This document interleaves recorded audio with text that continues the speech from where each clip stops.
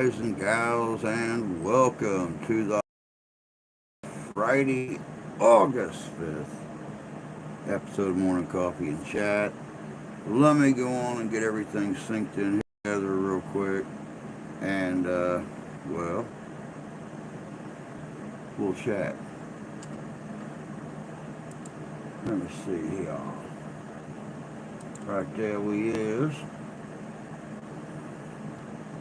Oh, goodness gracious.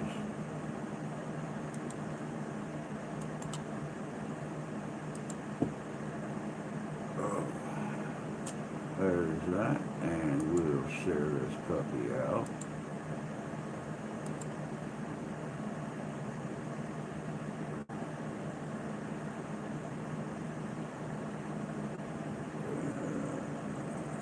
Right there.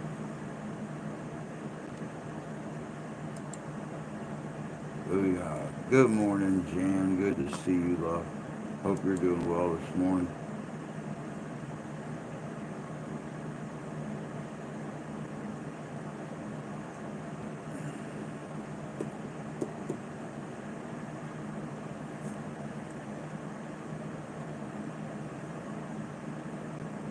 It is still so dark and dreary here.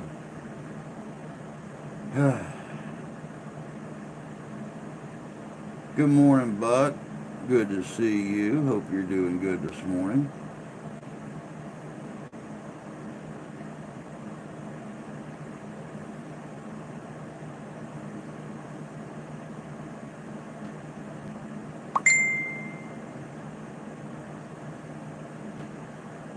Now, what the hell was that?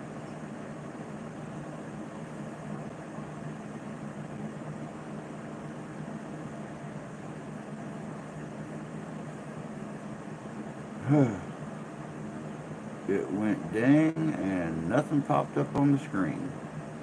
Not surprising.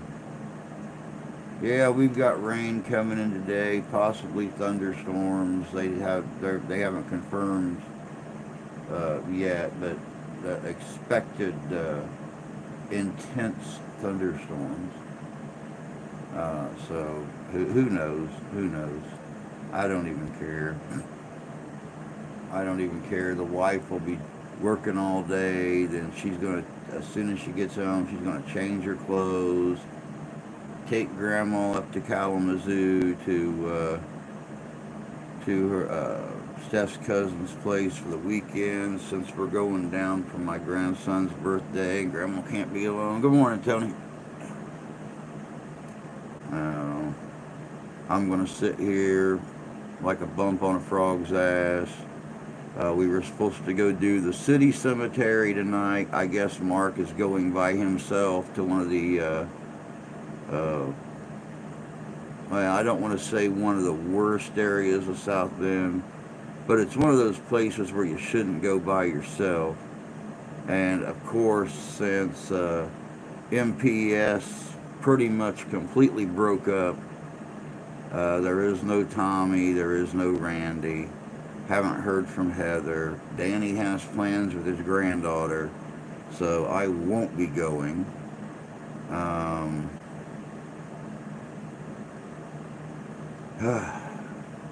well. I just hope he's careful and goes armed.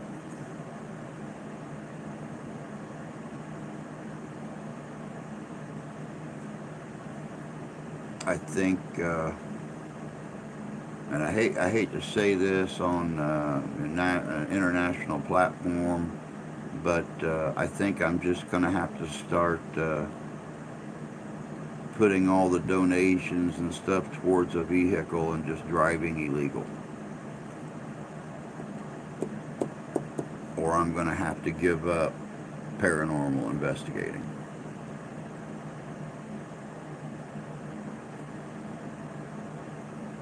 Good morning, Santee. Hope you're doing good this morning.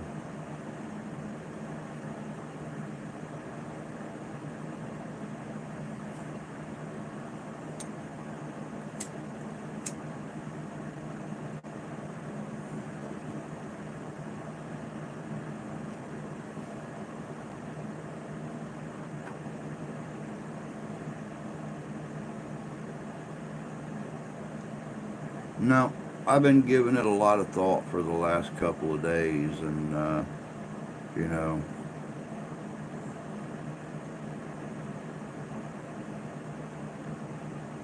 this will be five investigations I've missed so far this year, because either no one's going that direction or whatever the case may be. So I don't know. I don't know. We'll see what the future holds. Good morning, Derek. Good to see you, bud. Good morning, Rusty.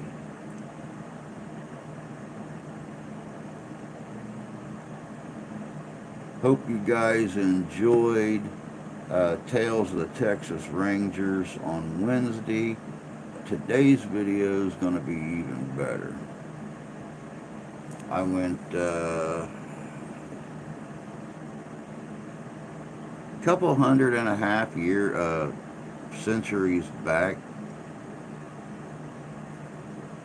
to get today's video put together, and it looks like it's going to be a fun one. I'll be uploading it as soon as this is over this morning, and go to work on the next one for Sunday. Well, Monday, because we won't be back till late Sunday evening from down central Indiana. So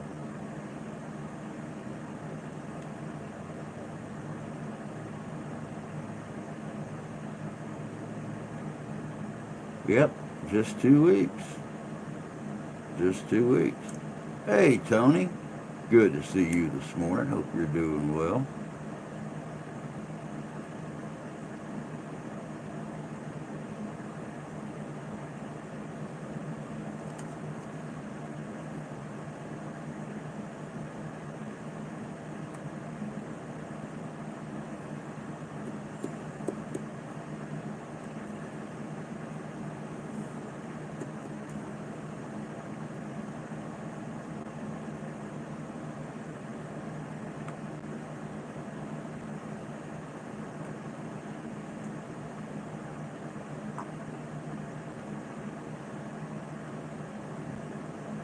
Oh, man.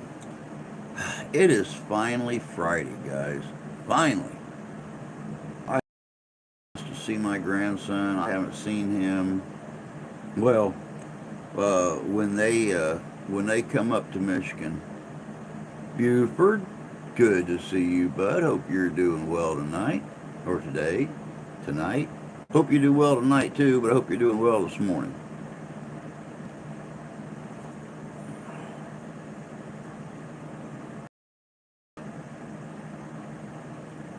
Oh, okay.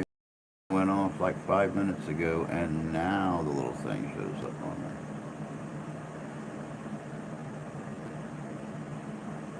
Oh, geez, you bloody criminy. Come on.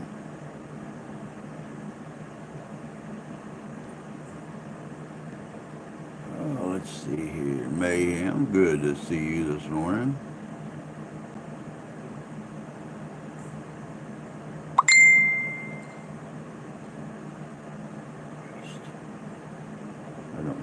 Messing with this morning. I am not in the mood. I would rather take a gun and blow that goddamn thing up.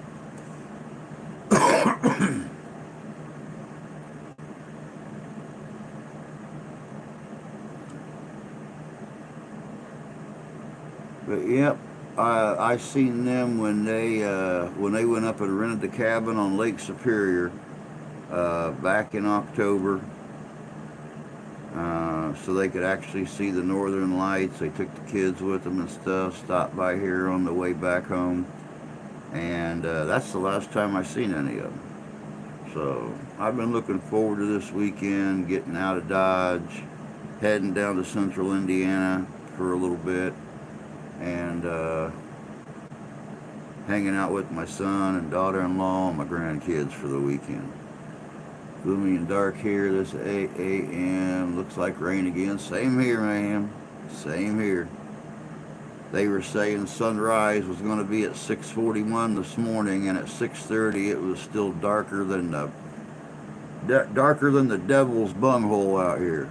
And we opened up the back door and found out why, because it was foggy as hell. Foggy, thick fog. And then when she got out of town heading towards work, it was even worse.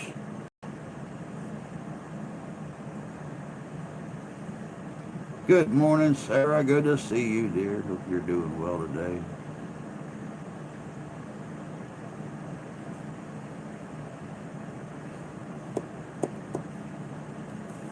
But yeah, guys, I don't know what the future holds for paranormal investigating. I don't know. Like I said, tonight will be the 5th investigation I've missed because, well, I can't drive because of my eye, and nobody else is going that way. So I think, I really honestly think I'm going to have to just buckle down and break the law.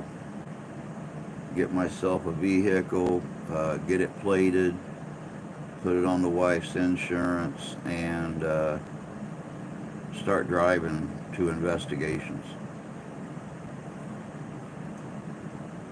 Maybe one day I'll be able to get a license again and get my eye fixed and actually be completely and totally legal, but I don't know. My only other option is to quit doing it.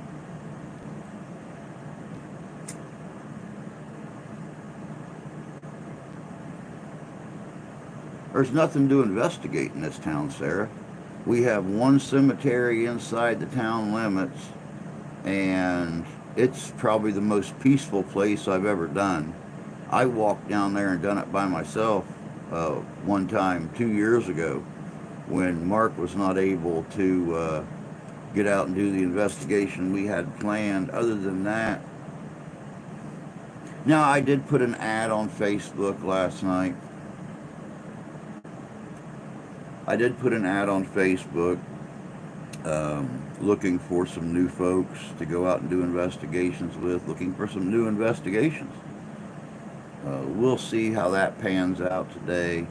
I put it right here on our local town page. But no, Sarah, this town is only, 3,500 people, and that's the rural area around town as well.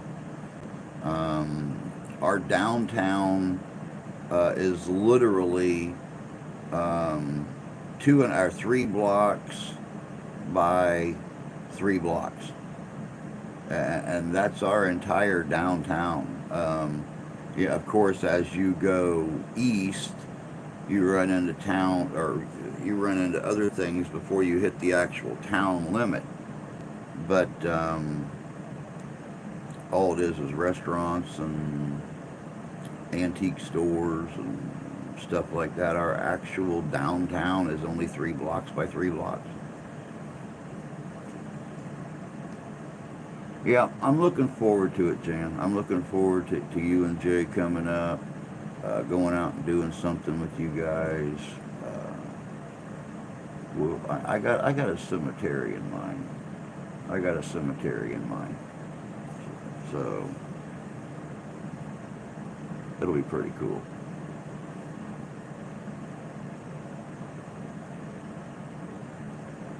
Oh, God knows, Sarah. Jesus criminy. I'm accused enough of faking a video fakery.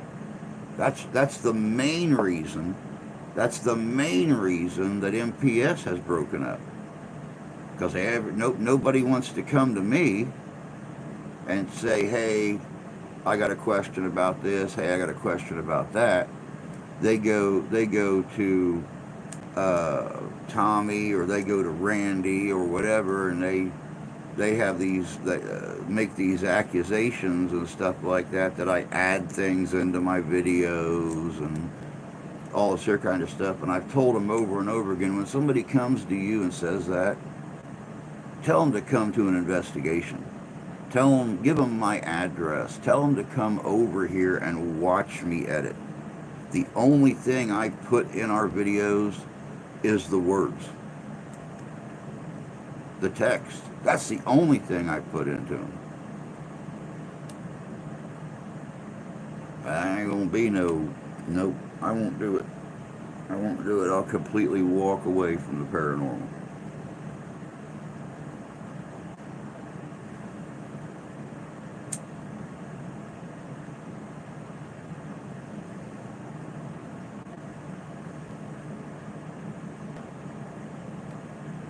We'll see, Jan. We'll see. I figured you guys would probably be a little tired after that drive, all the way from down by Cincinnati to all the way up here to Southwest Michigan.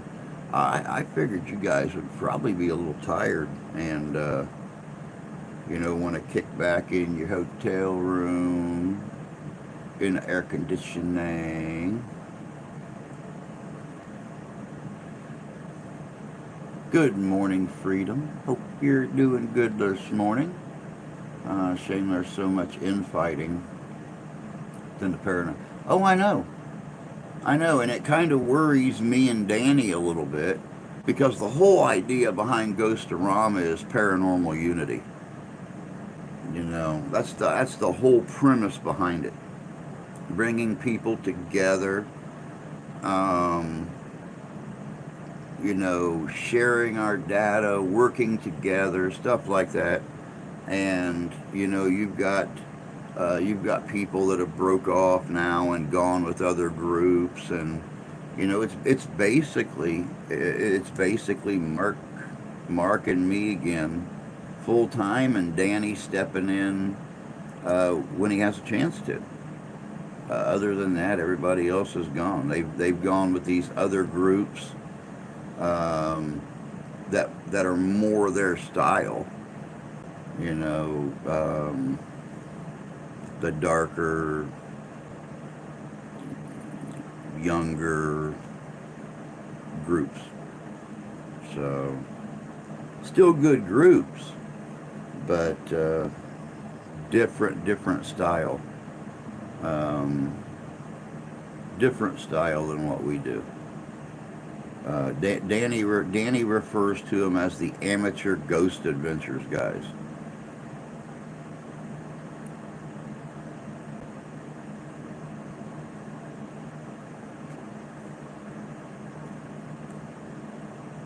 Over dramatizing and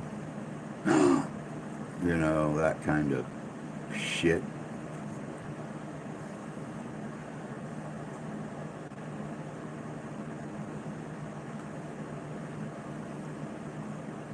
No way, adrenaline will be going. Truck has air conditioning. Well, I mean, if you guys, depending upon what time you guys get in and stuff like that, if you want to get together on Thursday night, we can. Just keep in mind, Steph has to work again on Friday, so she'll be getting up at 5 a.m. So if we do get together and do something, it can't be something late. She'll take her pills about 7. She'll pass out about 9. Who knows? Let's see. Hope you're well. Donate infighting within humanity. Yeah. Too many hope to strike it rich on YouTube. And it's really funny too, because there are videos out there where people sit and talk. People who have, 200,000 subscribers, 500,000 subscribers, 1 million subscribers, 10 million subscribers. And, they release all these videos and they straight up will tell you, if you hope to make it rich on YouTube, you better have backup dreams. I mean, you can make decent money doing it, but it's not guaranteed every single month. It depends on what videos you put out. It depends on how many people watch them. It depends on the watch hours on them. It depends on everything.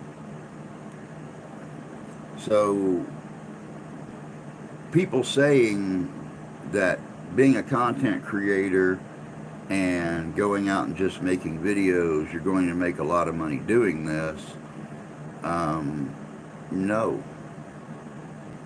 As you grow, as you get more subscribers, you need to make better videos. I mean, videos that are going to keep drawing them in.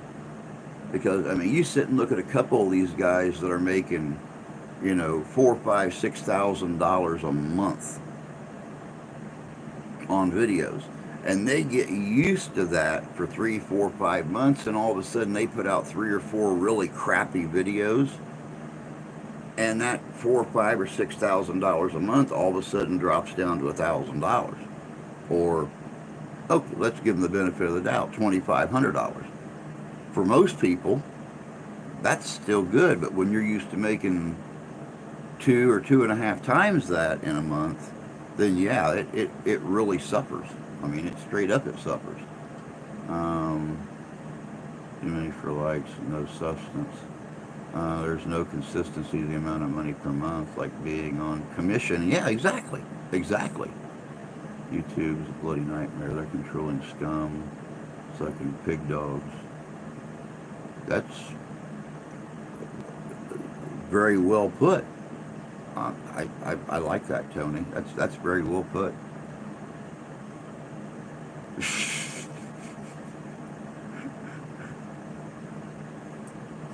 Yet you are here on their platform. I know it hurts.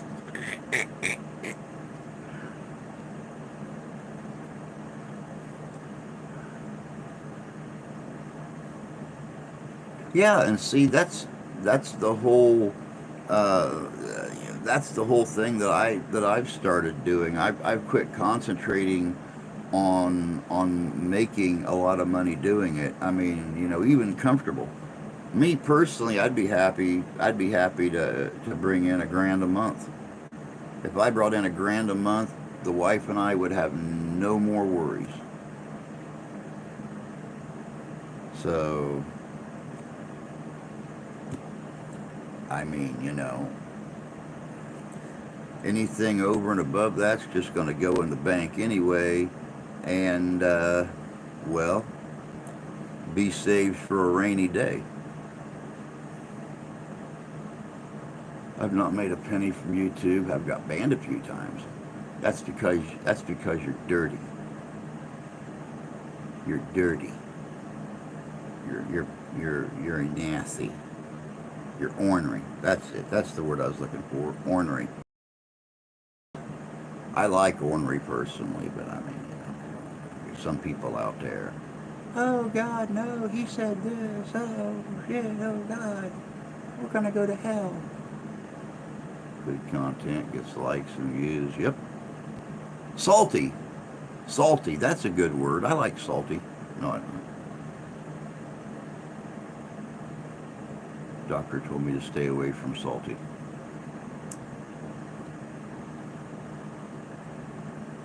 Don't need my cholesterol no higher.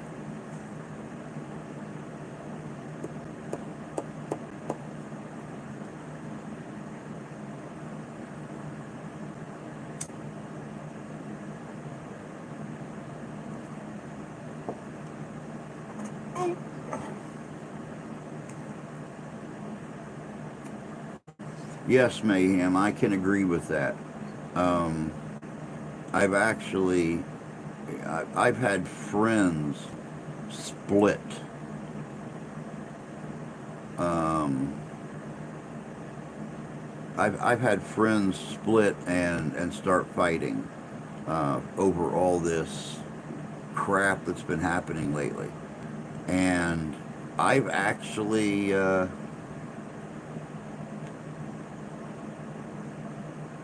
I've actually just quit watching all the live streams. Everybody's. Everybody that was involved in the infighting thing, because I don't, I don't want to listen to it. I avoid it. I won't take sides on it. I am Switzerland. I am staying right down the middle on all that. Can we be on the live with you Friday morning? Yes. If it's nice weather, we'll even do it outside in front of the jailhouse. I'll set everything up out there, and we'll do it right out there.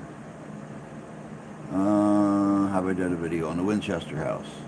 Yes, I done a video on the Winchester House here a few months ago.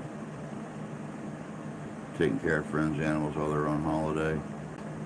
All right, Rusty. All right, you have yourself a good day, and hopefully we'll see you on here tonight if you get a chance to.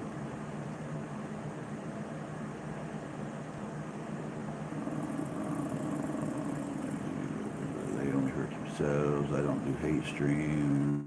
I haven't unsubscribed to some. I haven't unsubscribed to them, but I don't go. I won't go and listen to it. I will go and I'll listen. I won't comment, but I'll go and listen until they start spewing the hate stuff, and then I move on to something else.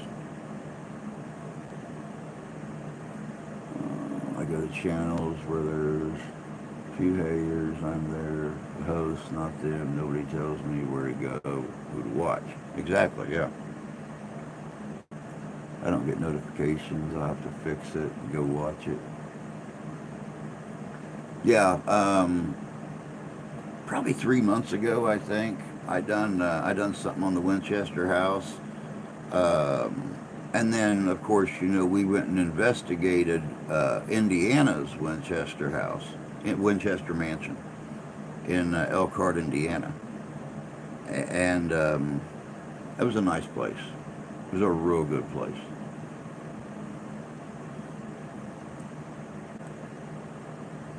I've left streams like that. Yep. Enough negativity in the world. Don't need to listen to more. Exactly.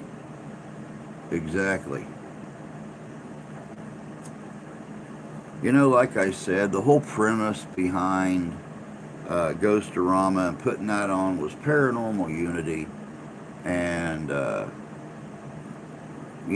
I'm all about it. I'm all about paranormal unity. I'm all about content creator unity, working together, collaborating stuff, and it just, yeah, all the hate and the BS spewing and stuff like that.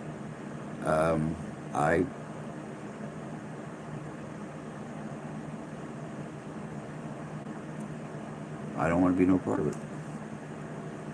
Enough negative. Good, thank you. Hope you have better days. My personality is such that I don't care who I piss off.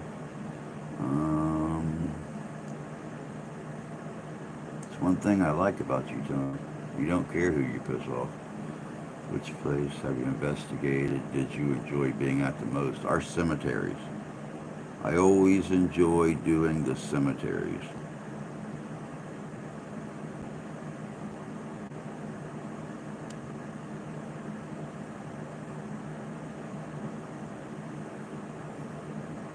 Good. Hey, Justin. Good to see you, bud. Hey, John. Yes, it is. Yes, it is. It's a piece of Big Mike's beaver right there. And I've got my big the off-white hat that Mike got from him last year, I think it was. I wound up with that, and that's all I've got is the hat that I wear around a lot, and that right there. So.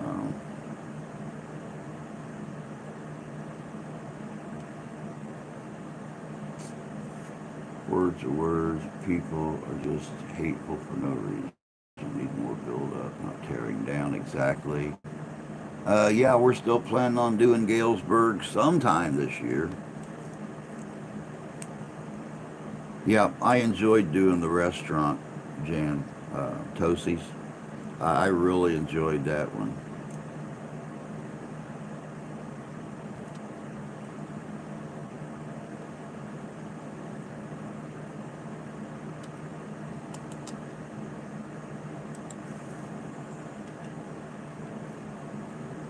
And of course, you know, the minnow, um,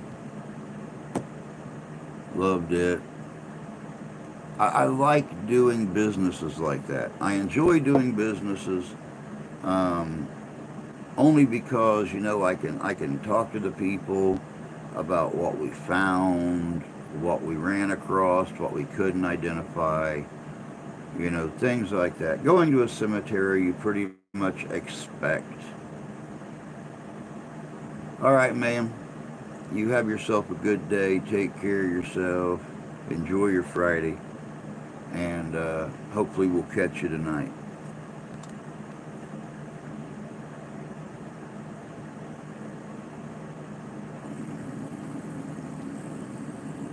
We have Old Black Plaque Cemetery in our hometown. We didn't move it, but now, and again, bones pop up. Kids kicking skull there when I was a lad. Oh my God. Jesus Christ. Talk about desecration. Is there any you've been to surprised by what you found?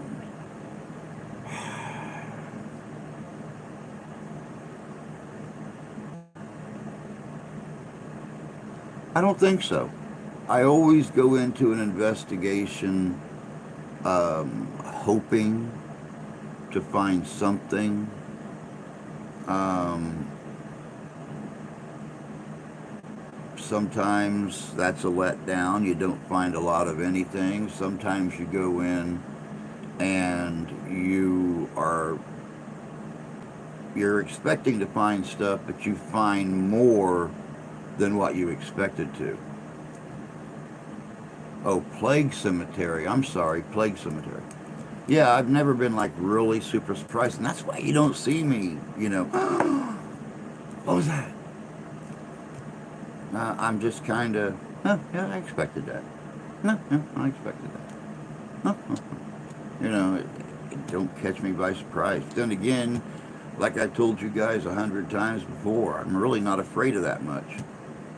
You know, been through some of the stuff I've been through. Very little in the world scares you.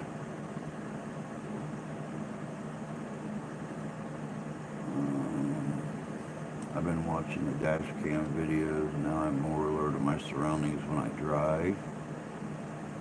Um,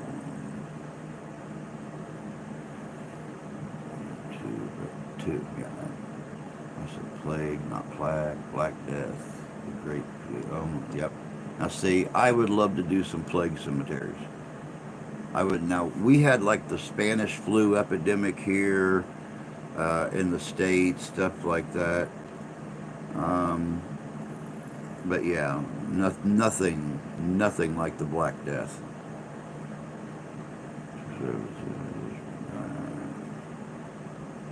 I'm glad you did, John. I'm glad you. We got to get together sometime soon, bud. It's been way too long. Been way too long. We got to sit down together and reminisce, catch up, burn up some cigars and coffee. Sometime, real soon. But I'm glad you stopped in. Um, I hope everything goes well this weekend. If I wasn't going to see my grandkids, you know damn good and well I'd be there.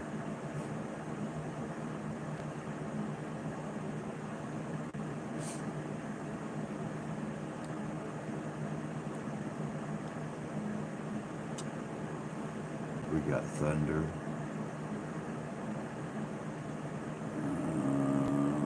In 100 years, do you suppose some will be interested in COVID cemeteries? Very possibly. Very possibly. You never know. I mean, I could see it happening. I'm interested to see whatever you choose to show us. I appreciate that, Tony. It's like I said, it's hard because, you know, since MPS decided to break up and the Young Guns have all gone off with these bigger, more popular groups and stuff, it really limits where I can go and everything. With me not being able to drive, not having a vehicle to drive, not being a licensed driver,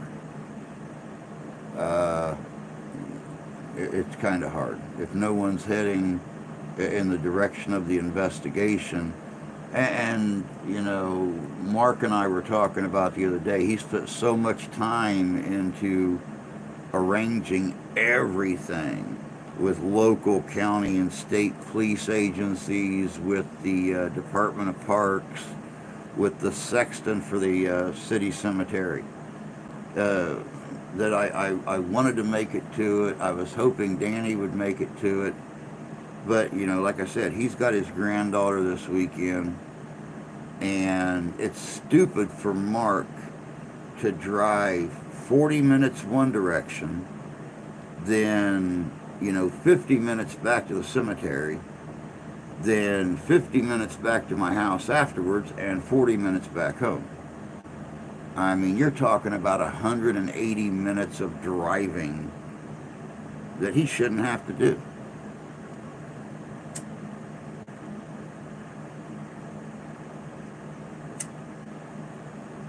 And I don't fault anyone.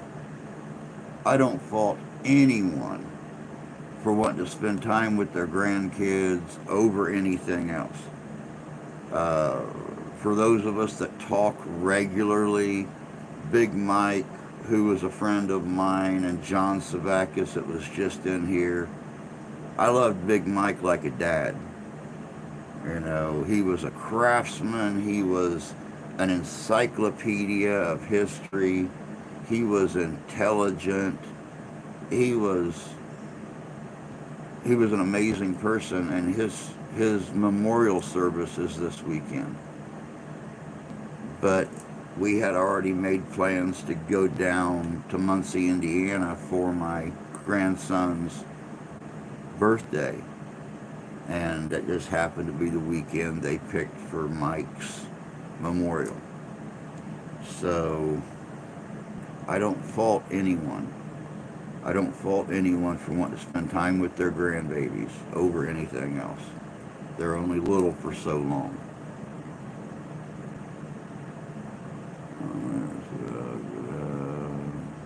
We had sprinkles a few minutes ago in Denton County, North Texas. It felt wonderful. I'm sure it did feel wonderful. I remember what it was like when I lived down in Texas, how we loved to get a good storm come through. And, well, I mean, as long as there wasn't, you know, huge swirling winds, high waves. Then again, I was in Houston, so even when they came over, when you hit the eye and everything was calm except for a little bit of breeze, maybe some sprinkles and stuff, it was still kind of pleasant. But then it went back, you know, to farm animals flying through the air, cow, another cow.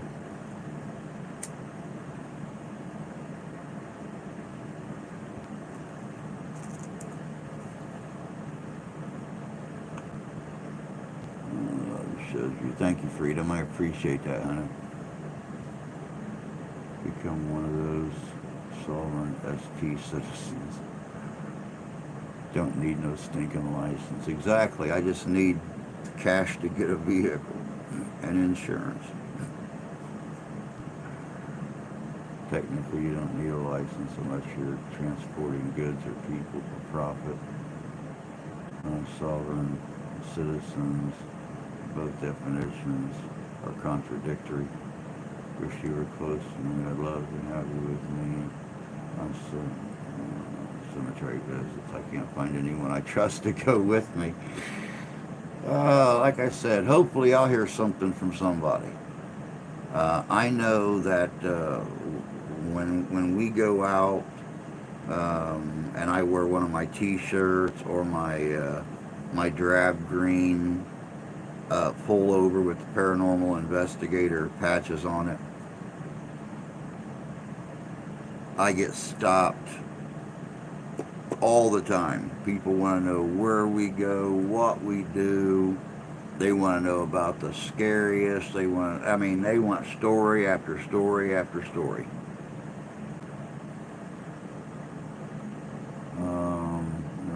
Medley comes on with a vengeance. Do you still have the guy from Venezuela, Pedro Pablo? I haven't saw him in here. Marco.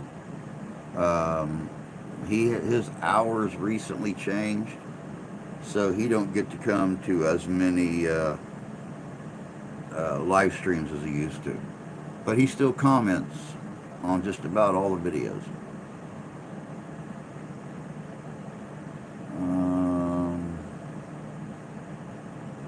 I'll get back down there so I can read it.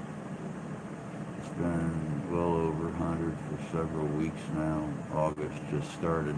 Yeah, we've not seen 100-degree plus ambient temperature yet. We have seen the heat index over 100, which is really weird because yesterday we had a high of 81 degrees, but the heat index was 101. So humidity was just... Let me see here. We got cows. Yep.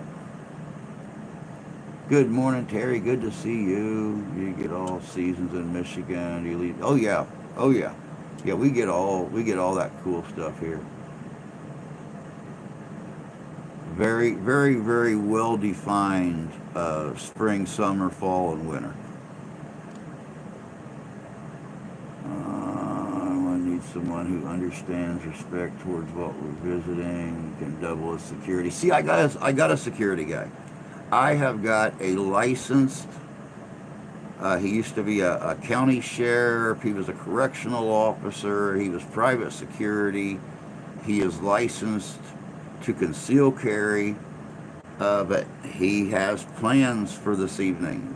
So, I waited too long to contact him about going out and doing the city cemetery tonight. Hey, good morning, Danny. Good to see you, bud. Hope you're doing well. I like to decorate, hand out candy. I'd love to decorate a lot more. Halloween is my favorite holiday. I would love to decorate more. I've got a bunch of these styrofoam pieces. I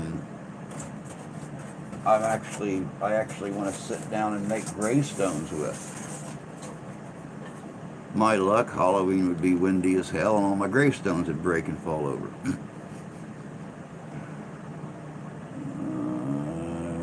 Amarillo. Love cooking for the holidays. Now see, that's the reason that I enjoy Thanksgiving and Christmas, being able to cook for the family. Other than that, my favorite holiday is Halloween. Famous people buried nearby to you. Yes, last year, I believe it was, Rob from Michiganderman and myself went down to Notre Dame University to the cemetery to see the grave of Regis Philbin. And believe it or not, there's a lot of people buried here in Michigan that are quite famous. Vern Troyer. God, who else? I can't remember right off the top of my head. But we have several. If you check out the channel Michiganderman.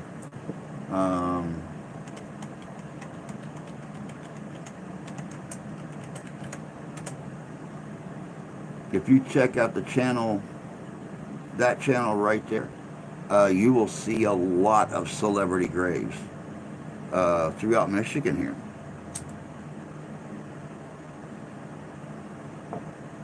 I gotta quit chatting so much here. Holiday, the over security industry, we have for over 35 years, so having security I can trust, my utmost goal, most definitely. And that's one of the reasons that I was hoping there would be a few of us at the investigation tonight. Mark, of course, will be armed. Um, I was hoping to have one or two other guys there because it's on the edge of the salty part of town. So you never know. I mean, we're not going to stay there super late, but you never know when God, how can I put this where YouTube won't flag me? You never know when one of those deals or something might. And of course, we'll have law enforcement will be cruising through periodically to check on us and stuff. Let me see here. Rich buried by me. Scary Food Halloween. Good morning, Drager. Good to see you, bud. I think I missed something. Here it is. New meds, new issues, still kicking. Good. I'm glad. I'm glad you're still kicking, bud. And I know I just bloody thing keeps skipping over a bunch of comments and stuff. Rob does a wonderful job on Celebrity Graves. Yes, he does. Yes, he does. My hubby and I started dating on Friday the 13th. Very cool. Hey, Shane, good to see you, bud. Always armed. Gun is part of my normal apparel. Too damn old to run or fight. I know how that is. I have no interest in running, and I won't start a fight, but I have absolutely no problem putting an end to one.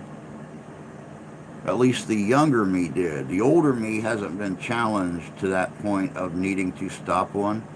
So, I don't know. But still having the young mentality, I could see me jumping in and trying to stop one. So, I might pay for it later, but hey. Too old to lose a fight. I've been in truck driving school for 3 months, almost done. Just now got a break. Cool. I'm glad you did, Drager. Truck driving school, huh? You're still young enough to enjoy it. Who knows? By the time you retire, you may break my uncle's miles record. He actually passed away right before he got his third 1 million mile plaque. So he did a little over 2,800,000 miles, and he was really cruising towards that third 1 million mile plaque, and died before he got it.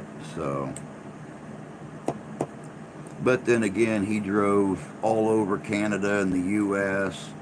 When my aunt got sick, he started doing a dedicated route. He lived in South Carolina, so he would drive from New York to Texas, and that's the only place he would drive was along the coast.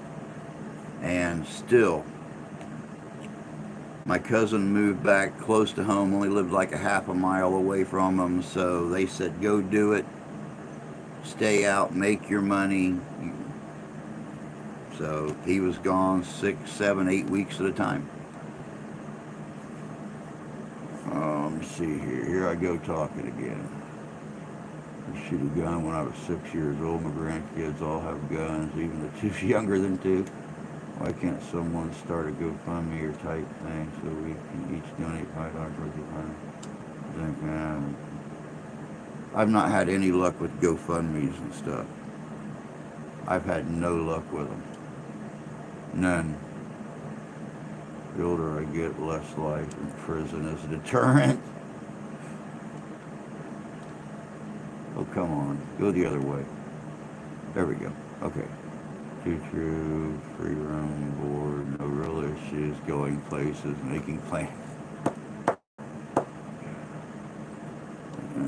the school that I'm going to. After a year, you can become an instructor and make $150K a year. That is good.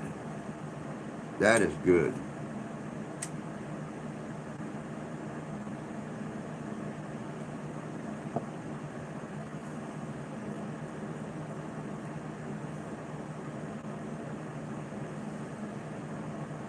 FedEx courier drives 250 miles a day.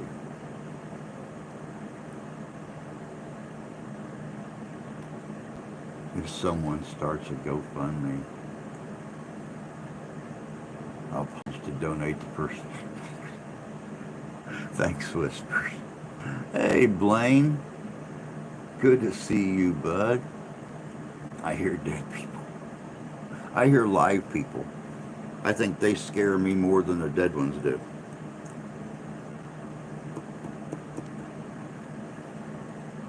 Lots of decommissioned churches in the UK going to rack and ruin. Our local cemetery's collapsing and closed off. It's lousy. So that's terrible. That breaks my heart. But it's one of my favorite places to go into is old cemeteries, weathered cemeteries especially. Broken stones, things like that. I mean, there's a lot of places I would love to go to and just repair stones, even if I've got to drive, the metal pipes into the ground, 2 on one side, 2 on the other, slide the top of the gravestone back in to hold it together. We've been to a lot of them and seen Masonic graves like that. We have seen soldiers' graves like that. There's just a lot of them that I'd love to be able to go into and leave them in better shape than what I found them.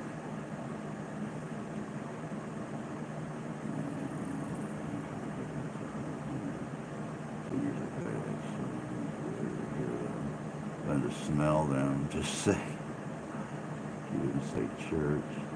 Well, there's a lot of churches around here. I'd love to investigate. That's why I'm looking so forward to Ghost-orama. The Paw Playhouse is an old church. And I don't know if there is I don't know if there's a cemetery anywhere close by it or not. Or a graveyard. Graveyards are next to churches, cemeteries usually aren't. I don't know if they have a graveyard there in the near vicinity or not.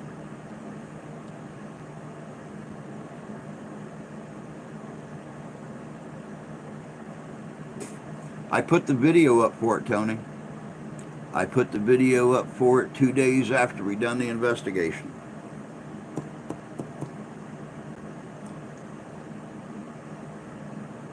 I understand old graveyards are awesome places.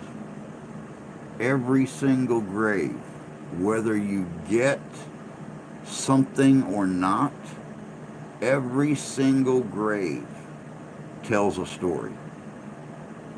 You just gotta be able to take the time and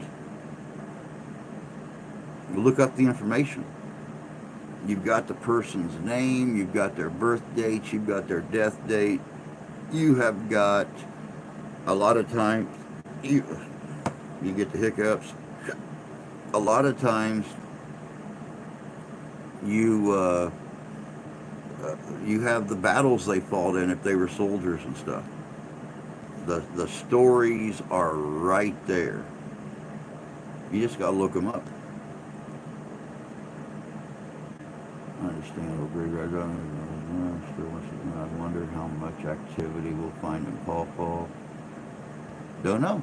Never been there. Well, I've been to Paw Paw.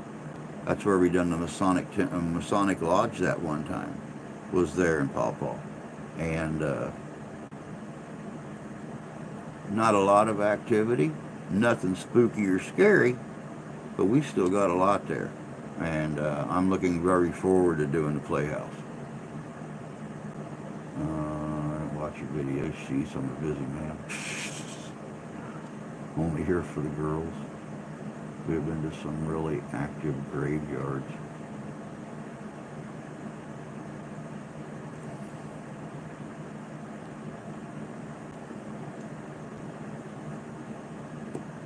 The Rangers video that I put up 2 days ago, that is another one of those really, really cool old radio programs.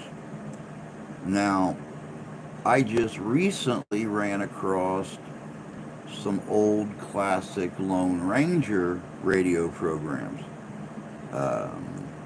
Depending upon how the Rangers thing goes, I might try out some Lone Ranger.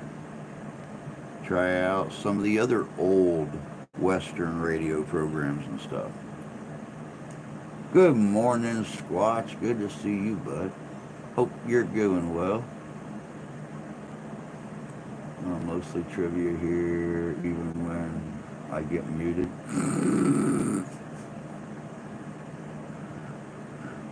Oops. I'm supposed to get my roof material today. Cool. Cool.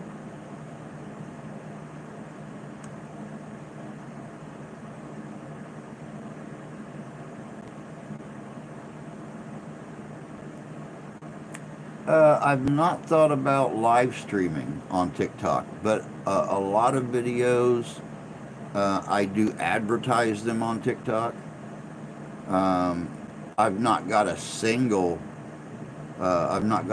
new subscriber over here, even though every time I basically do an advertisement, I do a 4 minute and some odd second advertisement, and I'll throw in some highlights or an explanation of the video. Then at the very end of it, I'll say, see the complete video at, not got a single new subscriber from TikTok. But it still gives me another way to kill time in here. So.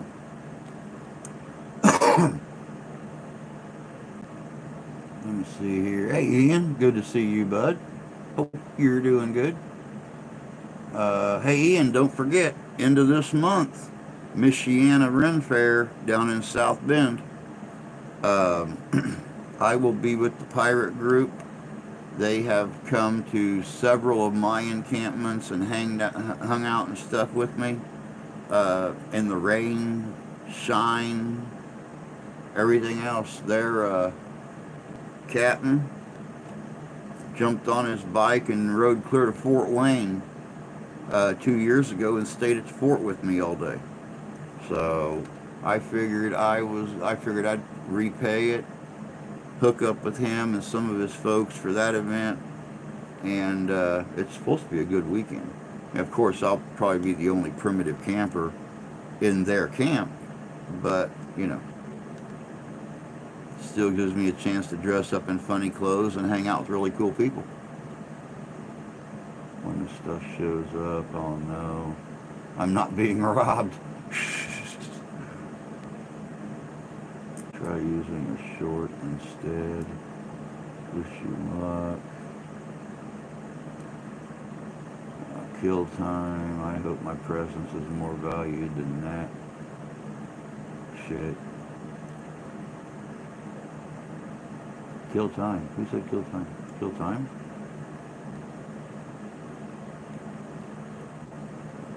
Kill time.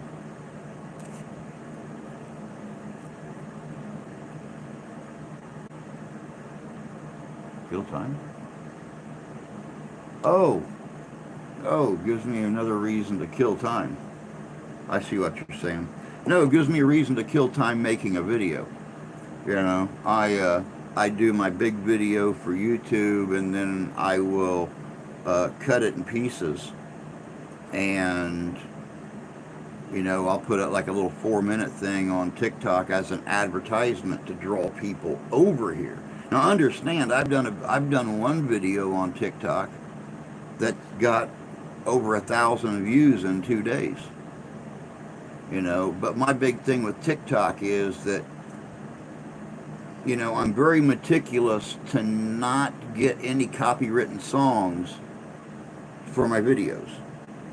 And YouTube will even say, this is a non-copyright song. I got one song I used on a TikTok video that was specifically made for me by the musician, by the composer. I played it in the video, put it on TikTok. They muted the video. They said there was a copyright strike against it. And I'm like, no. I'm the only person that has possession of that song. So, you know, and of course they don't have the kind of music that I'll use 90% of the time in my videos. So I got to put some weird music, mute my voice, do all this other stuff so nobody knows what the hell the video is about.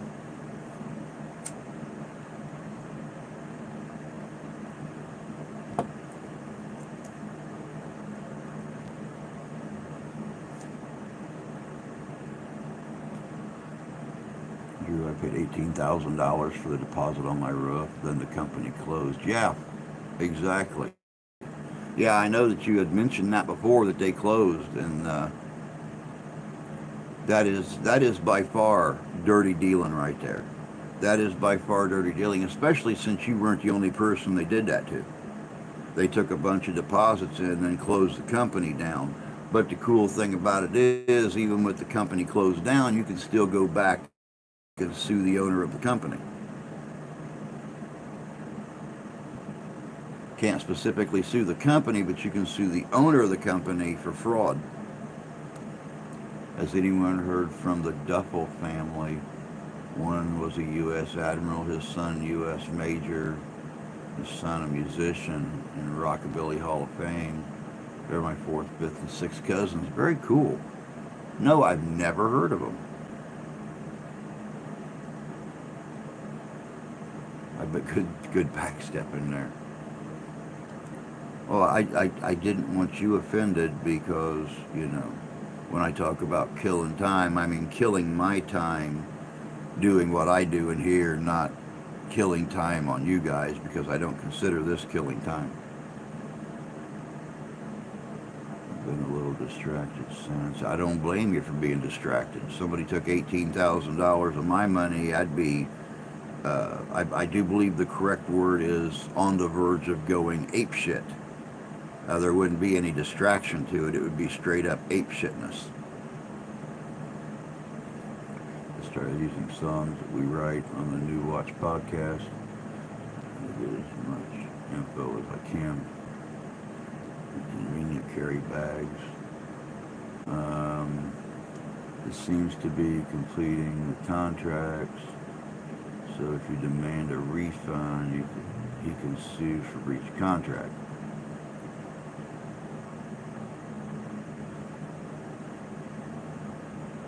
I'm a Sasquatch. I start at H. And I topped over 5,000 names on my genealogy page. I find some incredible stuff.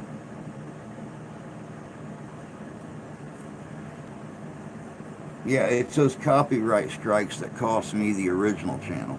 So I don't take any, and they were fake copyright strikes, is the whole deal.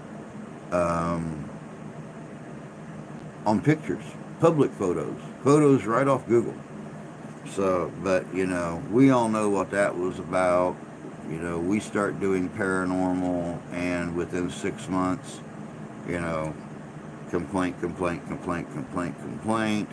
That didn't make us stop doing investigations. So then it was strike, all from the same person, all from the same email address.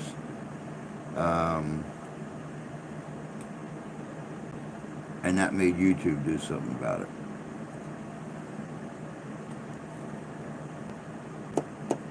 Hence why we have a brand new channel.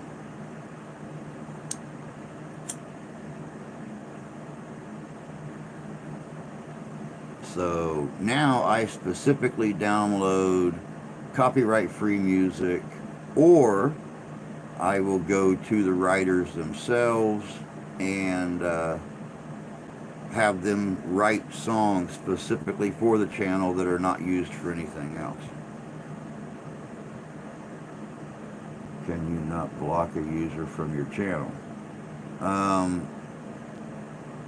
it was not a user from my channel.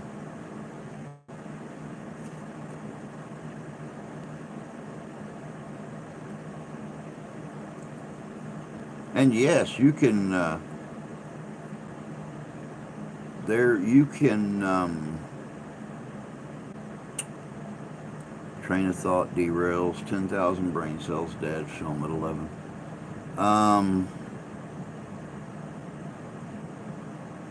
You can kick somebody off your channel, but you can't block them from watching it. Use YouTube Music, there's tons to go through. You know, I've tried to use YouTube Music a few times, and though they have some really decent stuff, I have never found the specific kind of music that I like to use. See, what gets me about TikTok is they will, and I mean, you guys know how the copyright law works. Any music that was written before the implementation of copyright laws, and I think the 1940s, cannot have a copyright strike against it. Kind of like a grandfather type thing. They're grandfathered in. It's kind of like owning a farm and they build a town around your farm and say you can't have any hooved animals inside the city limits. You're grandfathered in because they built a town around your farm that has hooved animals. But I will use songs that were written in the Civil War era, 90 years before copyright laws went into effect, which have no copyright. But then you go and you put that song on TikTok and they copyright it, but you've got people all the time using Metallica, using Kiss, using Randy Travis, using Travis Tritt, and they don't get copyright. Explain that to me. Because TikTok really only wants you to use their music. So that's why people get away with things on there that we can't, or people can't get away with things on there that we do right here. I had a report, brigade happened, they kept reporting me for something, YouTube removing it for malicious reporting. Oh yeah. I've heard of that before too. That's like when COVID came out. There were so many people talking about COVID in their direct area that YouTube outlawed anybody doing a video specifically on COVID anymore, because that's all you were seeing on YouTube was COVID.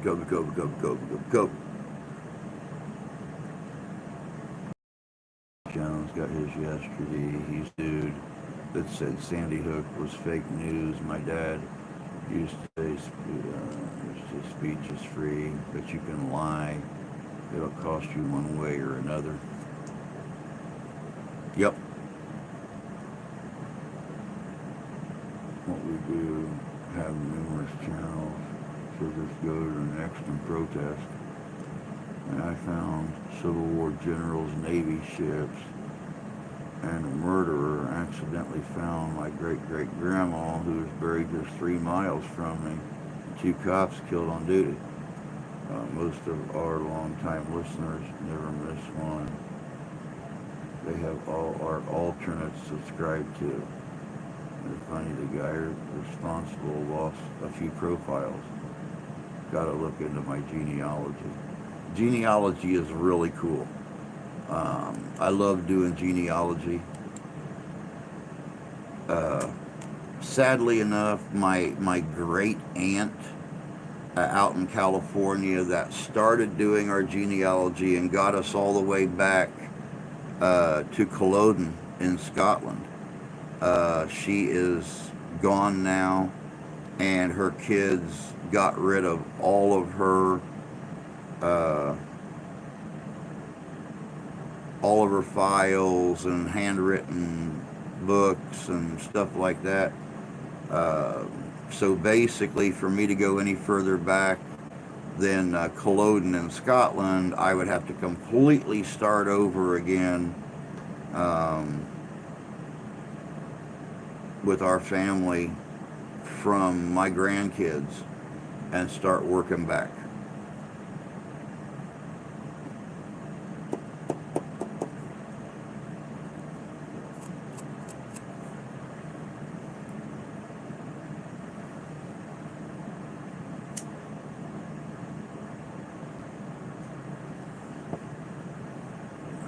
True. Our dad isn't. Our dad isn't our father. I've heard of people doing that. They start going back doing genealogy, come to find out the person that they thought was their dad their whole life either was not related to them or was an uncle or was an older cousin or whatever the case may be.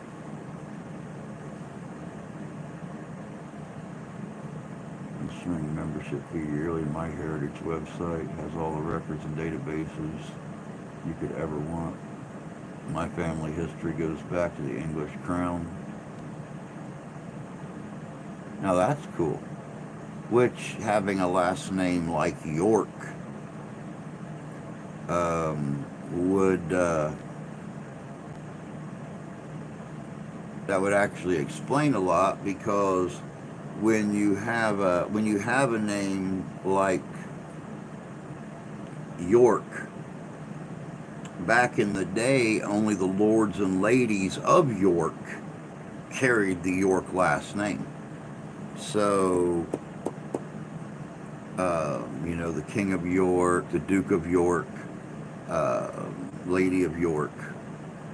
So, to have that York name, you would have to be a descendant of the royalty of York.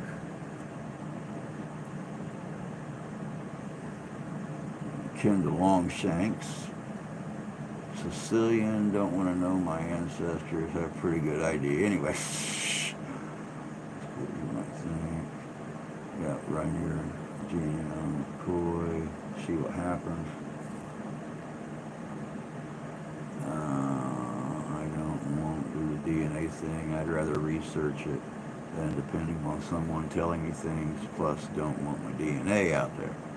I'm sure I'll find a lot of interesting things, but need it back a certain time for some paperwork. Great number of famous names, royalty or family seems to be Robert E. Lee's lot. Very interesting. There's a lot of horrible bastards in our history. Yep. Mine too, my friend. Mine too. Too poor for ancestry. The royal coffers don't extend to me. Descendants of the Danelaws.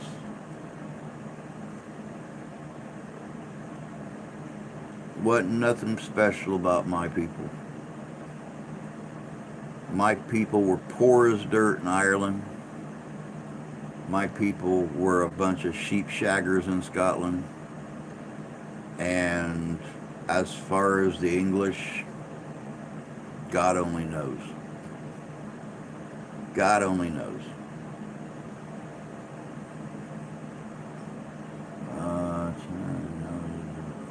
Here, Jay's cousin is a genealogy guy. He gives talks to different places for groups. He's gone back to family, I believe, 1700s. Living some, can only imagine before technology caught most. Look back to Alvin, Ben, Sergeant York. Don't know much about him. Hey, Templar, good to see you, bud. On break. Glad you could stop in. Shagger, that explains much. I knew you were going to say something. No. And I've told this story before. The McRae clan, which I'm descended from, was they were called the mail shirt.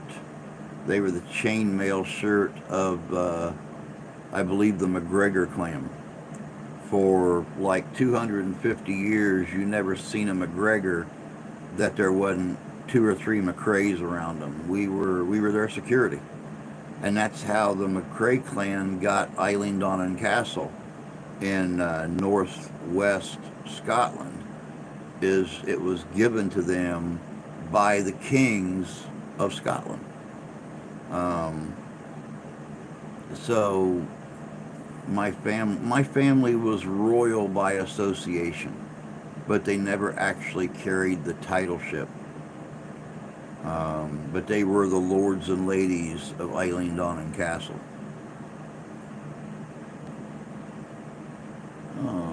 It's a small world nearby to chat, but the Atlantic is rather a problem. Family is gargantuan, bloody shaggers. Whichever sheep is involved in. Let's plan on going through your records, registration, working back through them on every continent, 146 countries, and a couple in space. Breed you out of Scotland. Oh, of course. Hell, part of my own family wanted to breed us out of Scotland.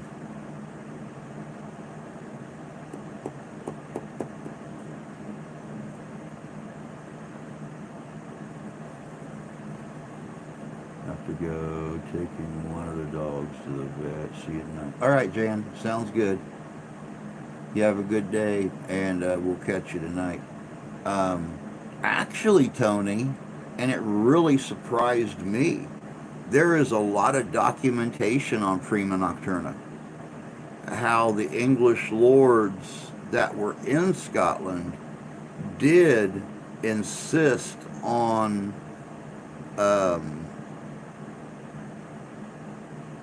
having their way with the women on the first night of their wedding of their husband.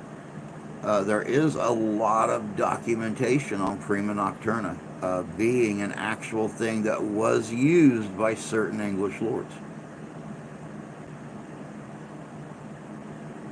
Exactly. Exactly. It was used by the lords, but it was not a royal decree. It was something they insisted on.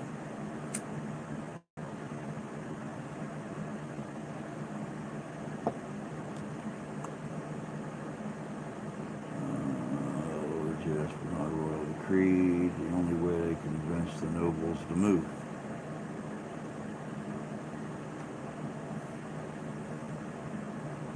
Yes, it was definitely up to the individual lords, and a lot of them did practice it, though it was not a royal decree.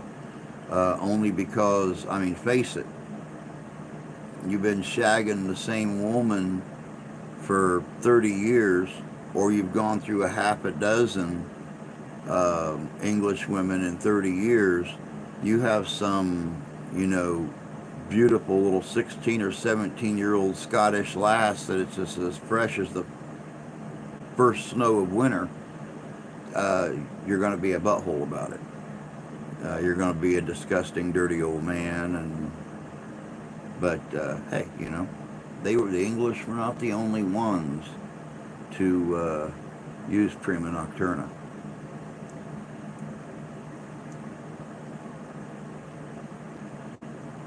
What do our surname mean?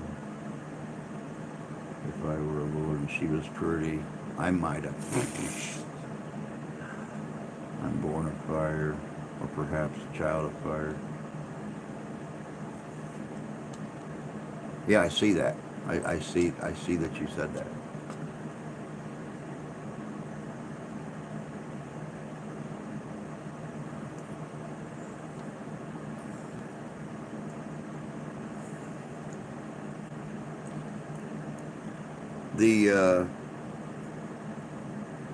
The McRae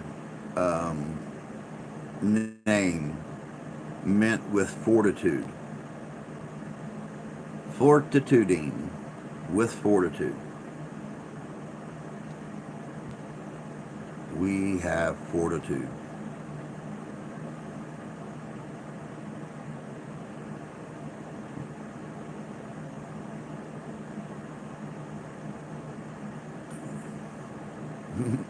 do anything important like make shit or grow shit. Well, the nice thing about it is, can shoot shit, can put shit in your freezer. So that's important shit.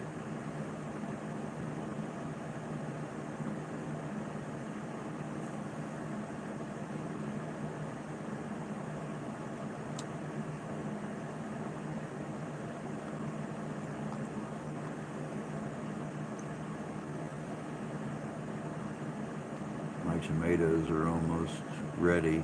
Speaking of grilling, our potatoes look great.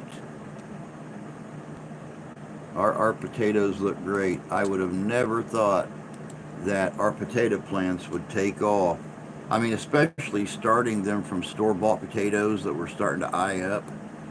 I mean, granted, it was not all of them were eyeing a lot, which is why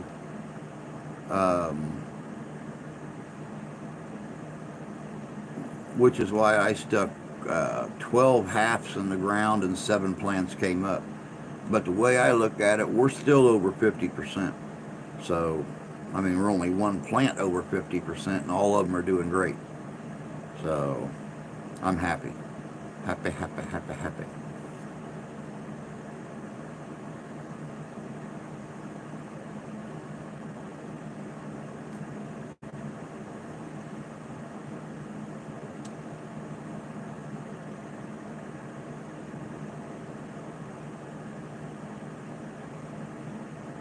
Aquaponics system for a few days, it ruined my tomatoes. Yeah, I told the wife that next year I think we're going to try green beans, tomatoes, and cabbage. It seems like last year we actually just overcrowded the garden. So this year I done nothing but potatoes. Next year I might do some potatoes, might do green beans, cabbage, and tomatoes. As long as I can keep vegetables growing, it's going to benefit the ground. I didn't plant a garden this year. I ain't fancy like that. Outside garden will do. Figured with the cabin bit, we would not have time or energy. I could agree with that. I mean, then again, who would have thought you would spend so much time away from the homestead because of weather or heat or whatever the reason? So, yeah, I definitely can't fault you there. I made a garden and covered it with a tarp. A lot of people are doing that. And it's honestly something I've never seen before this year. But I have seen a lot of people put black tarp down, and they'll take a coffee can and they'll cut the rim off of it so all you've got is the sharp circle. You just go through and cut holes in the tarp where you want to plant a plant. And people are putting their plants down, and they're really having a lot of luck up north here anyway with doing their gardens that way. Now I put cloth fabric like you find on the bottom of a couch or something, or a box spring, that black cloth fabric. I put that down just on top of the mounds, and I cut an X in them, and that's where I planted the plant. And as the plants started to come up, they got about 4 or 5 inches tall. I pulled the leaves off of it, pulled the black material up, and the plants are growing like crazy. Growing like crazy. I really planned on living there half the time. Yeah, I know you did. Too hot somehow. We're planning on a greenhouse. That'd be cool. The land can't make expansive garden. Should be able to grow 10 plus months a year. I tried a few times. Fungus attacked the stem. Wow. We didn't have any problem with fungus with our tomatoes last year. Had more problem with the critters and stuff eating them because they got so fat and big and pretty. In a matter of just overnight, they'd turn a dark red, and we'd go out there and half the tomato would be gone where critters were sitting on the edge of the fence and eating them. Makes me want to sit out there with a damn gun and put some meat in the freezer too. Then I'll have fresh vegetables and meat. Don't have a garden myself. Place is too small. I ended up killing everything. As you could say, I have a brown thumb. Georgia, fungus is a fact of life. I got you. I'm more concerned with snakes with fangs attacking the gardener. I could see that.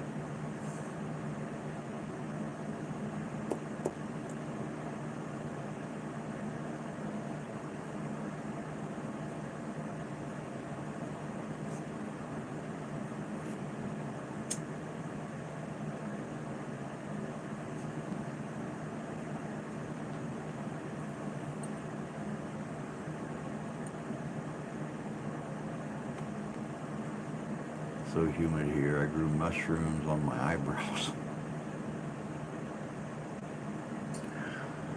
Oh, well, now that's interesting.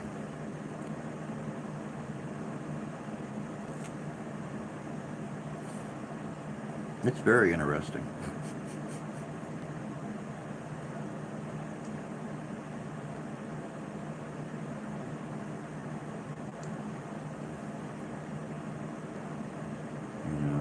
Lived there for all my youth. Ran all over hell and never saw a live venomous snake at all. Huh. Very interesting. The only thing we have around here that even get anywhere close to our garden are garter snakes. We have other snakes here, but not in this area.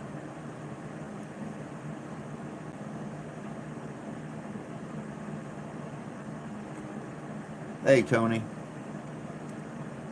Okay. All right.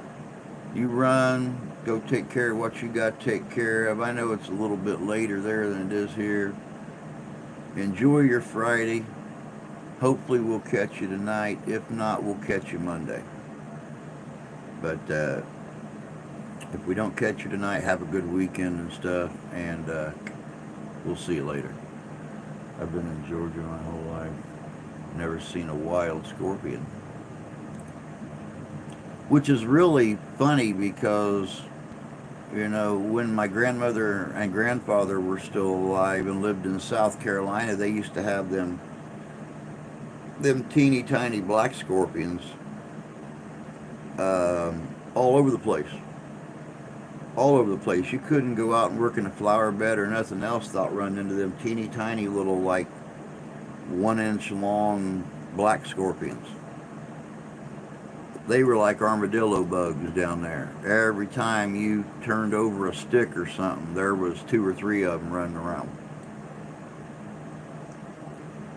My sister lives in LJ, lives in Savannah.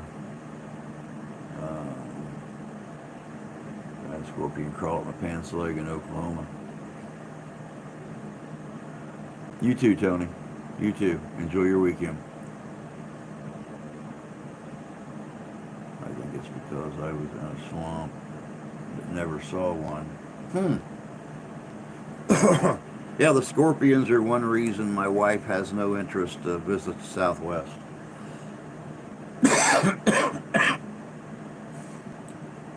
Scorpions, but more so tarantulas.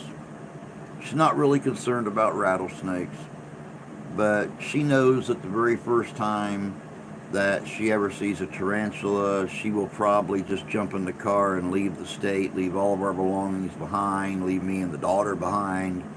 And God forbid if the daughter ever saw one, she'd have a stroke and die right there where she saw it at. So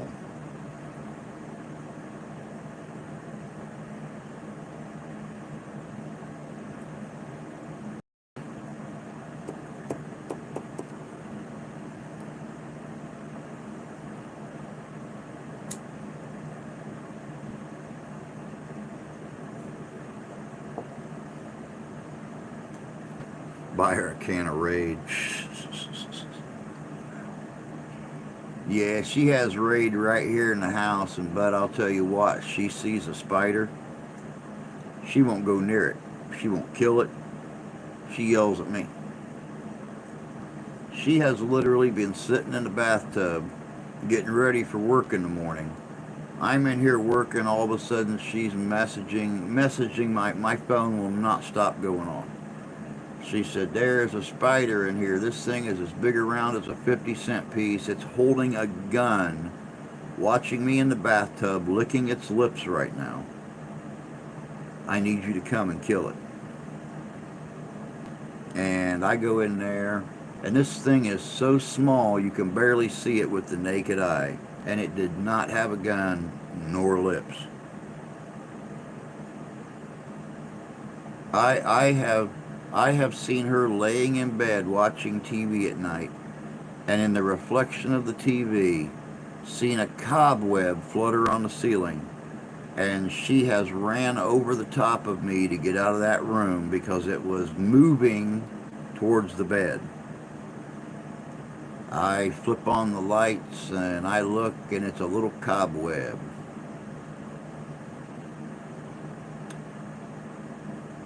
Then I chase her through the house with it on my finger, saying, look at it, it's cute, look at it, it's cute.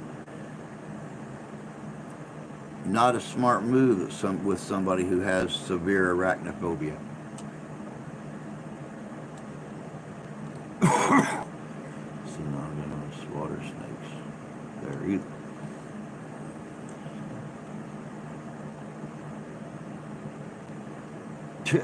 I used to sit out on the back porch relaxing, just me and many little green lizards just ran around. When I lived in Texas, down by Houston, one of the things that you always had were geckos. The warm part of the day, you could have 100 geckos stuck to the front of your house, and God knows what you had on your roof. But they were all up in there soaking all the heat out of that siding they could possibly get. It was funny.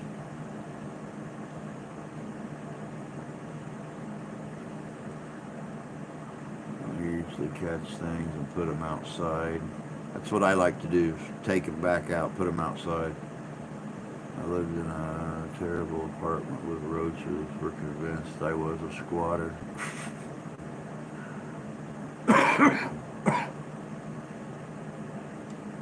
Yeah, and roaches are terrible. But, roaches, and it's really kind of funny because, you guys all know I used to build houses and stuff for a living. And the weird thing about roaches is everybody's always said roaches are something you find in dirty, unkept homes and stuff like that.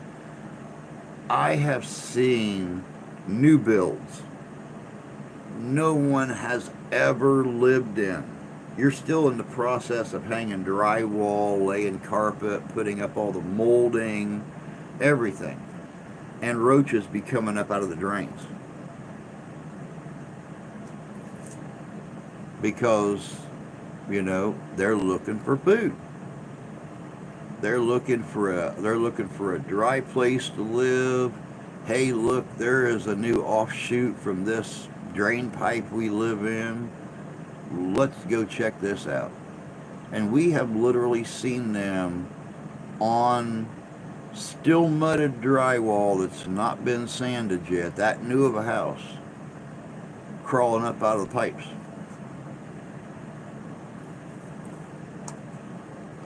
Snake is a I went out of town for a few days. I left a chlorine bomb in my living room, came home, swept up a 5-gallon bucket of corpses. Oh my God.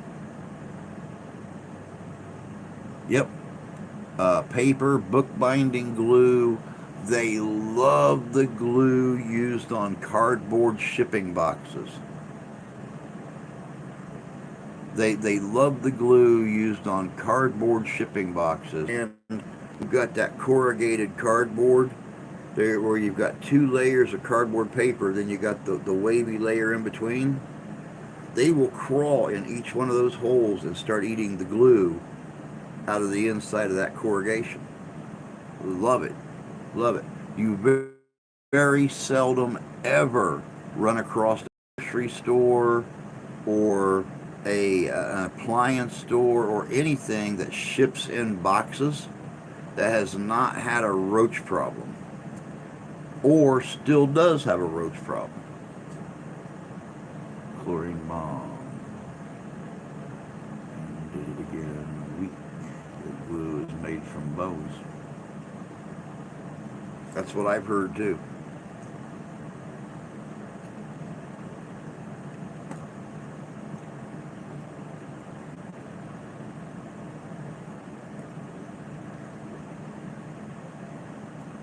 My God, it's 75 degrees here already.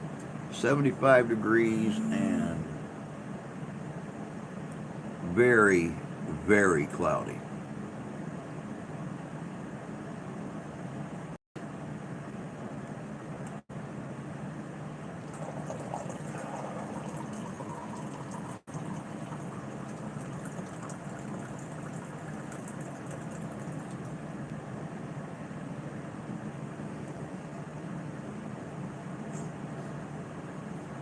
Yes, yes. When you bug bomb, you definitely have to repeat. I mean, when they start, that's like when a kid gets head lice. You can't just wash their hair with the medicated shampoo once and get rid of them because them little critters will straight up crawl down your back to get away from that poison. When they start seeing, no one's ever going to convince me that animals are not intelligent in their own way. When they start seeing their other little louse friends wreathing in pain and agony, they'll evac. They straight up will move to a new location. So, well, back to work. Take care. Be safe. You too, Templar. You take care of yourself. We'll catch you tonight, maybe. If not, have a good weekend. We'll see you first of the week.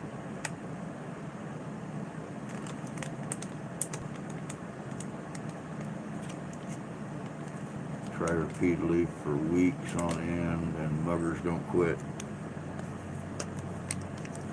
Nope, because those little suckers will literally, they will reproduce like a Catholic rabbit. Cockroaches will reproduce like a Catholic rabbit. There is nothing stopping them.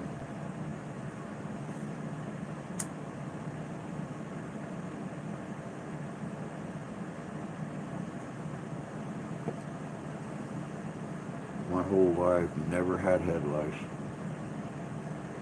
Wow. And see, we've had them before. My kids have picked them up from kids at school, which, lice are a lot like ticks. The drier and hotter the spring is, the more issues you have with them. And they will literally get up in the trees, and they'll fall out of the trees on a kid, and next thing you know, infestation. They've infected half their class at school, come home, infected their whole family, and then it's an issue. They will ride on a fly, a bird. If a bird lands on the cushion on one of your chairs, on your deck, 25 lice can fall off that bird. And then you go out there and sit, lay your head back, look up at the sky, boom, they're right there. So, we'll be there picking up my new TV later at Best Buy. There you go, brand new TV. Something to do with my coarse hair. So my kids have, my eldest has the same hair as me, so she hasn't either. Huh, very cool. You lucked out there, so's she.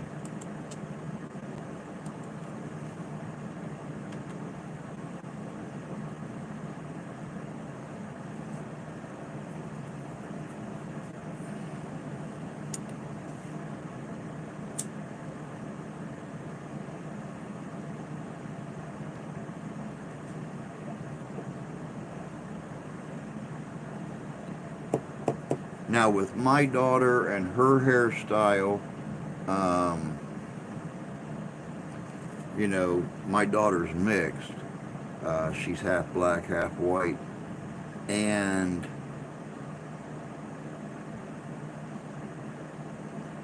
she's not like the average woman, because if you've ever dealt with an African American hairstyle, which I feel bad for her because she's got brown hair, but she has that kinky curly hair that she got from her sperm donor. And you get her hair wet, no matter what you do with it, the first day or two, she looks like Shaka Khan from the 80s. I mean, that stuff is literally out to here. But once you get the product on it and stuff and start working with it, which we usually braid it because she hates to have her hair down. In the 6.5 years I've known her, I think I've caught her with her hair down 5 times. Normally she has it braided or has a bun on the back of it or something. But I don't know. She's never had, or she has had an issue with them before from school. Been out on the playground and either got them off the playground, out of the trees, or off one of the other kids. We don't know. But I never had an issue with them that time. The wife did, but I didn't. So you just never know. You just never know.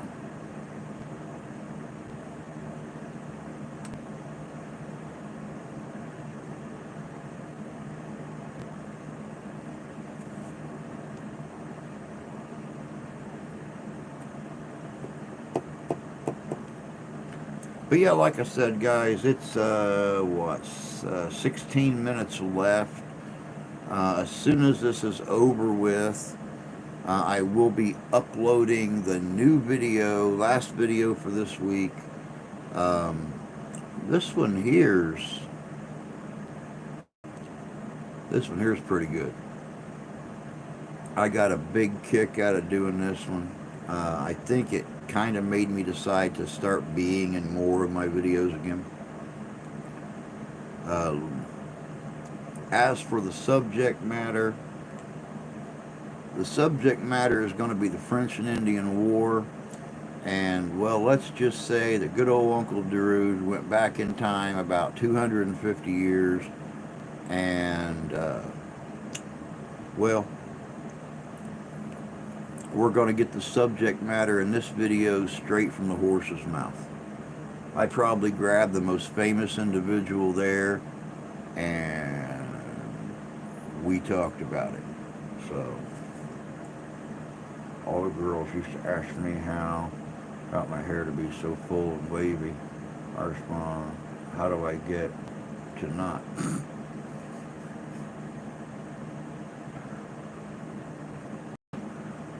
Meme made. Good job. That didn't take long.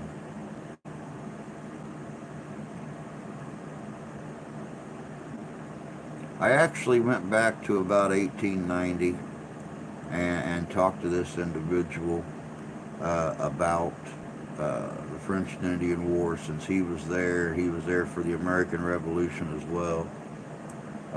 Nope, no special effects. I didn't use my TARDIS or anything this time, but it was pretty interesting doing this video. I really enjoyed it, and I hope you guys do too. I used a quote from The Hobbit on a picture of Wef. Who's Wef? What's Wef?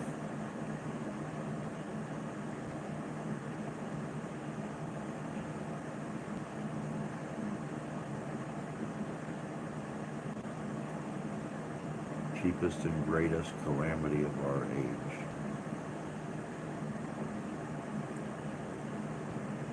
Oh, World Economic Forum, okay.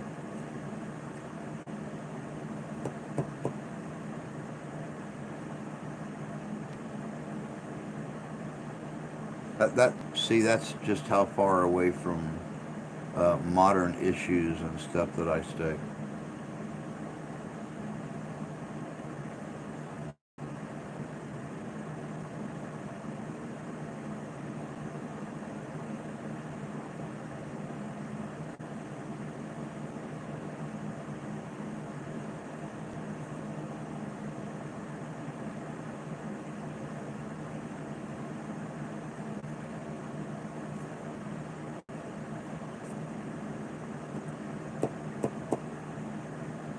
Besides that, we all know what's going on with the World Economic Forum.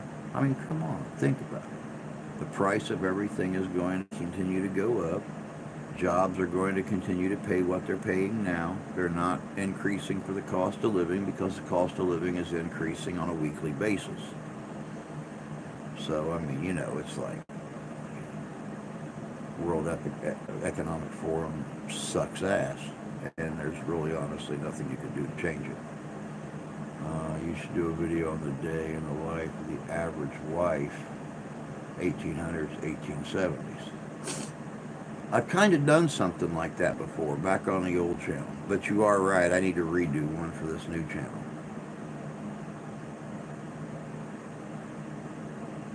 One look at Klaus Schwab labels him a pawn.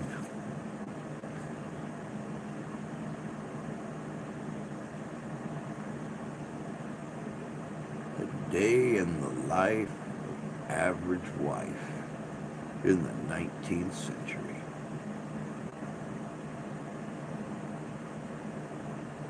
Oh my God, dude.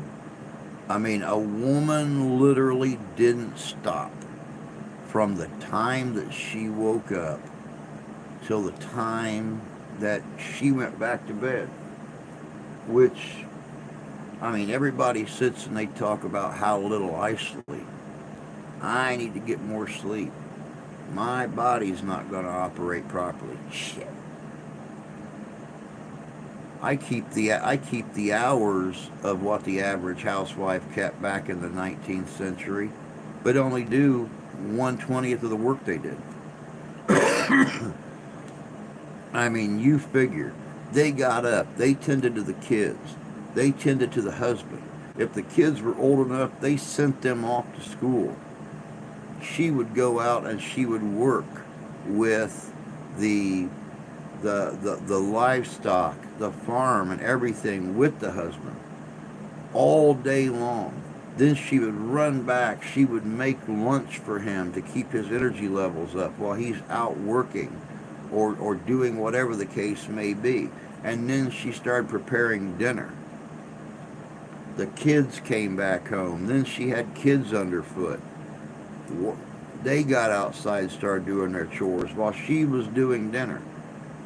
The only time that they really had a chance to sit down in a 24-hour period was probably an hour or two before they went to bed at night and while they slept. Other than that, women were busy.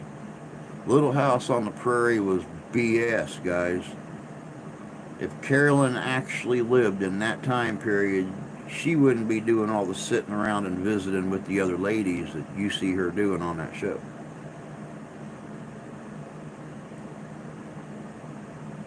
Covered a long, complicated divorce procedure, double barrel behind the shed. Wow. Was required to do a large amount of work. That hour before bed was for making babies.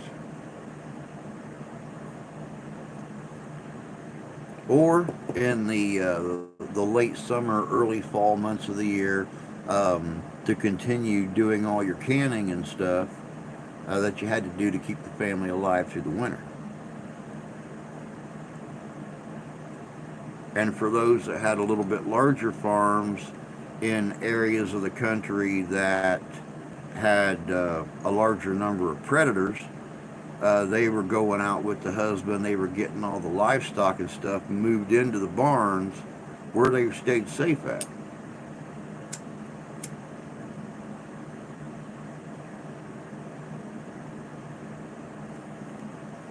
But 3:30, 4 a.m. rolled around, boom, they were out milking the goats. They were milking the cows. They were doing all that stuff long before anybody else even got up. imagine the heat. Cabin fire was continuous. Had to be. Had to be. There were not a lot of settlers that would go out and have an outside um, there's not a lot of settlers that would go out and have an outside fire pit to cook in just to keep the house cool. They kept the fireplace going almost 24 hours a day.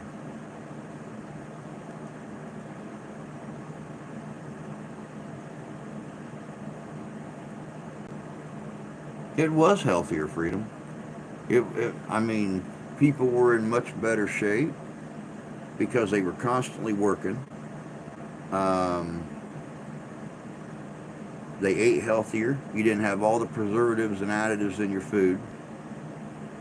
I mean, it was a much healthier time, but a lot of times people would work themselves into an early grave because they would literally work 16, 17, 18 hours a day, every day, 7 days a week, except for Sunday, when they would take those couple hours out, those 3, 4 hours out, and go to service and sit there, then go home, take off their going to church clothes, put on their work clothes, and get right back to it.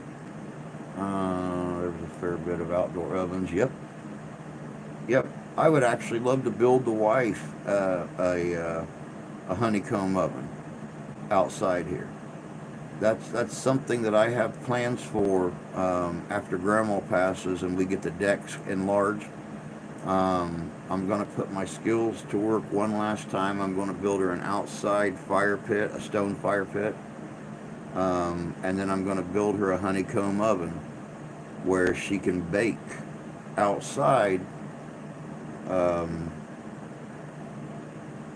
she's seen it done once. She had cinnamon rolls come out of one she loved, and she wants a honeycomb oven. So I'm actually going to build her a brick and clay honeycomb oven, which you can also cook pizza in if you make the mouth of it big enough. So, and she is a pizza making fool, y'all.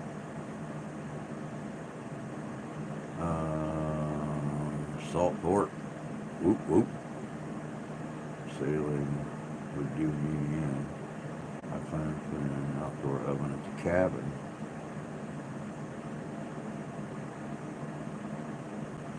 She don't do Dutch oven stuff. I do Dutch oven stuff. I have got a 14-inch Dutch oven that I actually love to bake in. I have baked biscuits in a Dutch oven. I have made pies in a Dutch oven. I have made cobblers in a Dutch oven. I have made cinnamon rolls in a Dutch oven. But in the same Dutch oven, I make chicken and dumplings. I have cooked potatoes. I have made sausage, green bean, and potatoes before. I could go to an event and only take my Dutch oven and survive nicely. My Dutch oven has legs on it too, and it's got the recessed lid, so I have absolutely no problem, setting it in the coals, putting whatever I'm going to be cooking in it, and putting the lid on and putting coals up on top of the recessed lids so it's getting baked from both directions. You just always want to make sure and put a trivet or a couple S hooks or something under your pie pan so it's not sitting directly on the bottom of the Dutch oven and the bottom of it burning while the top is cooking at normal speed. You want to have it lifted up so there's an airflow underneath the pan.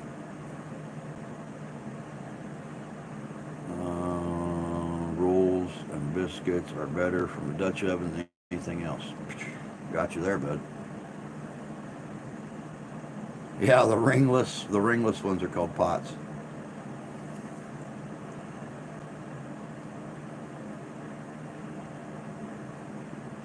Now they actually make Dutch ovens that they've got a flat lid, but they've not got the ring that goes around it. There are Dutch ovens around that don't have that recessed lid. I've actually seen Dutch ovens that have legs but no recessed lid.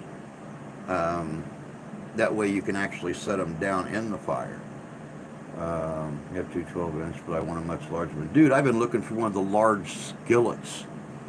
Um, I want one of the great big, like 18-inch iron skillet.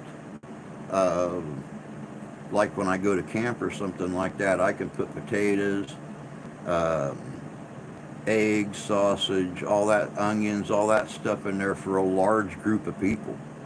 Um, I didn't do a I didn't do a video the last time that I was down in Hartford City, Indiana at the Civil War event, but I was cooking for 8 people, and um, I had 4 skillets going at the same time, plus a coffee pot, and needless to say, I had several braziers lined up that I was having to tend to. Where if I just had a fire, I could have laid a big old 18-inch on there and cooked for everybody.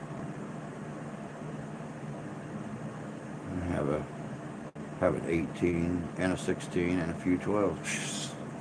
Yeah, I've been looking for a large 18 or a 20 for a long time. The last one I seen was $150, and yep, I don't have that kind of money to blow on a skillet. 16 is my pick. Was a Lodge that my number 3 daughter bought me. The 18-inch tends to stick more than I like. Yeah, see, I've had people cook on them before, and yes, it is a much larger heated surface. So you have to make sure that you're keeping the stuff moving and keeping it elevated off the heat, so the bottom don't get as hot. And once again, this is what the long-legged trivets are for. It's nothing but an iron ring, and it's got 3 or 4 legs that are probably 8 inches, 10 inches long, and you set your skillet on top of that. That way you've not got as much heat hitting the bottom of the skillet. But that's what they used, and they didn't have a single issue with anything sticking.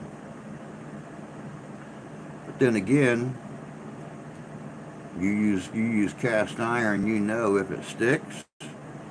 When you're done and you empty out all the food and stuff like that, fill it full of water, set it back on the fire, get it to boiling. Find either your horsehair brush or the copper, the rolled copper wire scraper, and just gently work it. A lot of people use the horsehair brushes on them because, you know, they're real easy to use once the water gets hot and things start breaking away, and then automatically, boom, lard right back in it. Smooth it out, turn it upside down over the fire, and when the inside's done, lard the outside right back on the fire. Pick it up, wipe it off, and hang it back up. It's ready to use again. I use a grate, but same idea. Yeah, I think I'm gonna have this one bead blasted. Very cool. Very cool. But alright guys, it is that time. It is time for me to get the new video rolling, get it out for y'all. We will be on tonight, same bat time, same bat station. Might just be a BS kind of thing since we're leaving early in the morning. I just kind of don't want to put much thought into it. But you guys all have a good day. Enjoy your Friday. We will be here tonight, 7 o'clock p.m. Eastern Standard Time. We'll just BS it up. But until then, y'all take care of yourselves. Take care of each other. God bless you. God love you. I do. We'll catch y'all tonight. Have a good day.